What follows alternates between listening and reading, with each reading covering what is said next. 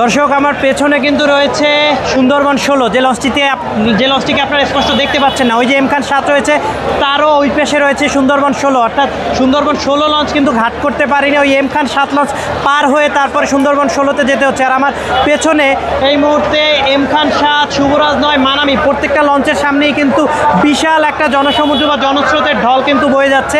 প্রত্যেকটা লঞ্চে হাজার হাজার যাত্রী কিন্তু লাইন ধরে এগিয়ে যাচ্ছে লঞ্চে যাতায়াত করতে এবং লঞ্চে একটুখানি জায়গা পাওয়ার জন্য। তো ঘাটে এই মুহূর্তে এতগুলো যাত্রীর জন্য কিন্তু 12 থেকে 13টা লঞ্চ রয়েছে, আরও 2-3টা ভায়া লঞ্চ পেছনে এসে যুক্ত হচ্ছে। তো এতগুলো লঞ্চ ঘাটে থাকার পরেও যে জনসমুদ্র দেখতে পাচ্ছি তাতে প্রত্যেকটা লঞ্চ কিন্তু ওভারলোড, মানে ধারণ ক্ষমতার অধিক নিয়েও কিন্তু এখানে লঞ্চ ঘাটে কিন্তু তারপরেও অতিরিক্ত যাত্রীর একটা চাপ আমরা দেখতে পাচ্ছি। তো বরিশাল থেকে আজকে 14 জুন শনিবার একটা বিশাল জনসমুদ্র বা জনস্রোত কিন্তু যাচ্ছে ঢাকার উদ্দেশ্যে। তো দেখতে পাচ্ছেন আমার এই প্রান্তে রয়েছে প্রায় 4 থেকে 5টা লঞ্চ এবং অপর প্রান্তে সুন্দরবন 10, কুয়াকাটা 2, অ্যাডভেঞ্চার 1, পারাবত 18, অ্যাডভেঞ্চার 9, পেছনে রয়েছে পারাবত 12, সুন্দরবন 12, একাধিক লঞ্চ কিন্তু আরও এসে পিছন থেকে যুক্ত হবে। তো অনেকগুলো লঞ্চে করে আজকে কিন্তু বরিশাল থেকে ঢাকা যাচ্ছে।